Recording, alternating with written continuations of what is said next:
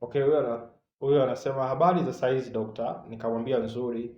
Dokta, naitwa dash dash, naomba kuficha jina lake. Anasema na shida, naomba unisaidie. Nikamwambia karibu, shida gani?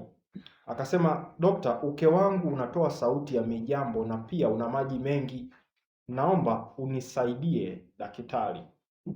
Okay, ameandika kwa msisitizo mkubwa sana, zaidi ya sana. Ni moja ya changamoto nyingi ambazo wana face wanawake kutokana na sababu mbalimbali za kiafya. Huyu mwanamke baada ya kuwa nimemuuliza, akaniambia kwamba ameshakupata watoto watatu.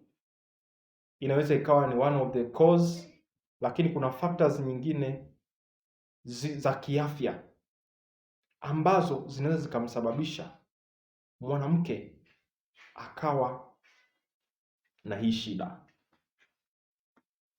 So inawezekana wanawake wengi wakawa wanaamini tu kwamba ni uzazi kwa sababu ya kuzaa watoto aidha wengi au weza kuongezewa njia. Zote inawezekana, lakini sababu za kiafya, sababu za lishe, wengi huwa hawaziangalii. Sasa unapofika kwa Dr. Kuboja, siishii tu kusema kwamba hii ni kwa sababu ya watoto hivi na hivi na hivi, lakini nitoe tahadhari hapa. Kumekuwepo na wimbi kubwa la watu ambao wanauza dawa mitandaoni, nakwambia siweka dawa ukeni. Kwenye uke hatuweki dawa au kemikali aina yoyote, kwa sababu kwa kufanya hivyo itakwenda kuua bakteria rafiki ambao wapo katika uke wako. Hii ni issue ambayo inayohusika na misuli ya uke. Sasa issue ya misuli inatatuliwa kwa njia ya misuli, so inatatuliwa in a professional way. Lakini pia ni muhimu sana kuangalia pia sababu za kiafya ambazo zimekupelekea wewe ukawa hivi. Sababu za lishe, habari ya lifestyle inaweza kumpelekea binti, kupata binti ambaye pia hajaolewa, hajawahi kupata watoto, lakini ana uke ambao uliotanuka.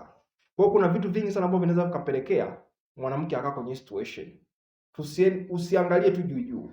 So kama wewe ni mwanamke unapitia changamoto hii ya maumbile mapana, naomba uni consult. Kuna gharama ndogo ambayo utakayolipia ya matibabu haya.